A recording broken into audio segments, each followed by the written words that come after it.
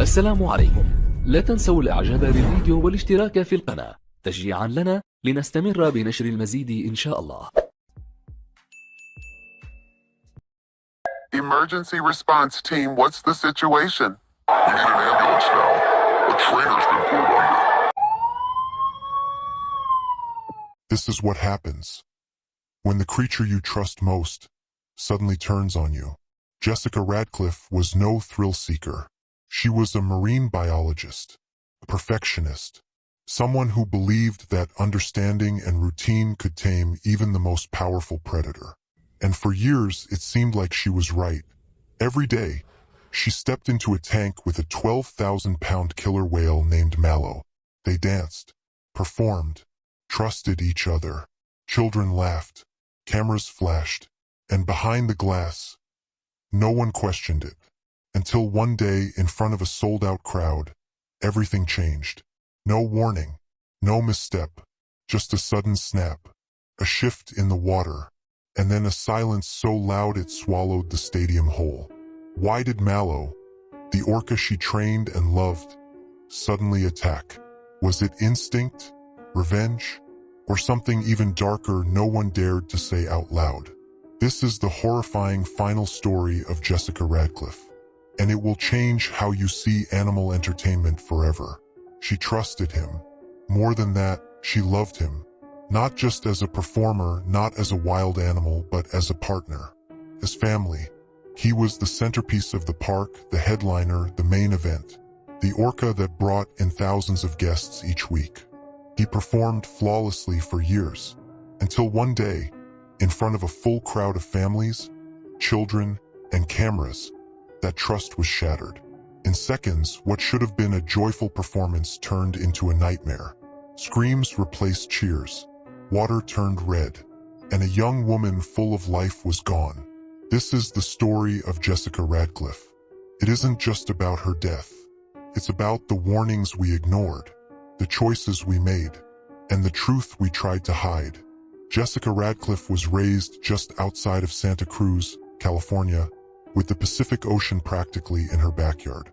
Her father, a respected marine biologist, took her on boat trips, taught her how to read the tides, and showed her pods of dolphins dancing in the surf. From the time she could walk, she was mesmerized by the sea. As a child, she attended a marine park show and watched an orca leap from the water. That moment changed her life. She knew then she didn't want to just watch these animals. She wanted to be with them, train them, understand them. She enrolled in a marine biology program in college and got an internship at Ocean Haven Marine Park, a rising SeaWorld-style attraction just south of Monterey. She started by cutting fish, scrubbing tanks, and observing feeding schedules. But it was clear she had something special. The animals responded to her, especially one. Mallow was Ocean Haven's star orca, 22 feet long, 12,000 pounds, black and white, with a massive dorsal fin that towered like a sail. He had been captured young and trained for years. He knew how to wave, splash, spin, and breach on cue. But he was also temperamental. Other trainers said he was unpredictable, that some days he would flat out ignore commands, or slap his tail against the tank when agitated. But with Jessica, he was different. She was young, only 21, but she understood him. She knew his body language, his mood changes, and even his feeding preferences. While others struggled to handle him, Jessica seemed to calm him. Within a year, she was promoted to lead orca trainer. She called Mallow her big boy. She believed in their bond. She believed that love and routine had tamed him. But orcas are not pets. They are predators. And that bond, as deep as it was still human-made. Over time, cracks began to show. Mallow became more aggressive during feeding sessions. He once lunged at another trainer, forcing them to leap back. He ignored whistle cues and slammed into the tank walls, hard enough to echo through the stadium. One junior trainer filed an internal incident report. Another requested that Mallow be pulled from the live water work. But management dismissed the concerns. It was the busy season. Mallow was the park's biggest draw. And Jessica? She wasn't blind to it. She noted some of his odd behavior in her log, but she believed he would never hurt her. She told a coworker the week before the tragedy, "He's just moody lately, but we're okay. He knows me." But wild instincts don't vanish. They wait, and sometimes they snap. July 6, 2011. A sunny afternoon in California. Ocean Haven was packed. The stadium was filled with over 2,000 guests, families, school groups, tourists. People clutched ice cream cones, cameras, and stuffed Orca toys. The music played loudly as the announcer introduced Jessica and Mallow. She stepped onto the platform, smiling.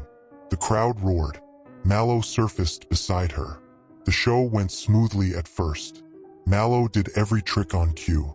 He leaped, he splashed, he spun. And then came the finale, the synchronized swim. Jessica dove into the water, waving at the audience as Mallow circled her. It was a crowd favorite, a routine they'd done dozens of times. But not today.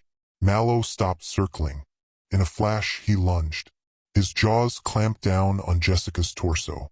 She didn't even scream. He yanked her under the surface with terrifying force. Gasps erupted from the stands. Parents pulled their children back. Screams echoed. Mallow thrashed violently, dragging her deeper. The water turned murky with blood. Trainers rushed to intervene. They tossed fish, ropes, and buoys. One grabbed a pole and shouted commands. Nothing worked. Jessica was underwater for over a minute. When he finally released her, she floated motionless. Divers pulled her out. Her wetsuit was torn. She had massive internal injuries, crushed ribs, and had drowned. She was pronounced dead on the pool deck. The park was evacuated in minutes. Children were crying. People screamed. Others stood frozen, horrified.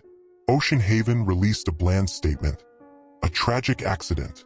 But those inside the park knew better. There had been warnings, and they had been ignored. Jessica's family was devastated. Her parents held a private memorial along the coast where she once played as a child. Her ashes were scattered into the Pacific. Her death sparked a national outcry. News crews camped outside the park. Animal rights groups protested. Former trainers came forward, sharing stories of abuse, mistreatment, and silenced concerns. Ocean Haven shut down within 6 months. The lawsuits didn't stop. Mallow was relocated to a semi-wild marine sanctuary in the Pacific Northwest. He lived the rest of his life without trainers, shows, or screaming crowds. But the damage had been done. Jessica believed love could bridge the gap between human and beast. That trust was enough. But it wasn't. Because the truth is, wild animals are not actors. They are not entertainers. They are not ours. Jessica Radcliffe was talented, brave, and passionate. She gave her heart to the ocean. But the ocean doesn't return guarantees. What happened to her wasn't just a freak accident. It was the result of ignoring instincts, silencing warnings, and assuming nature can be controlled. This isn't just a story of a trainer and an orca. It's a warning. When we cage the wild for entertainment, eventually the wild reminds us who it really is. Rest in peace, Jessica. Your story will never be forgotten.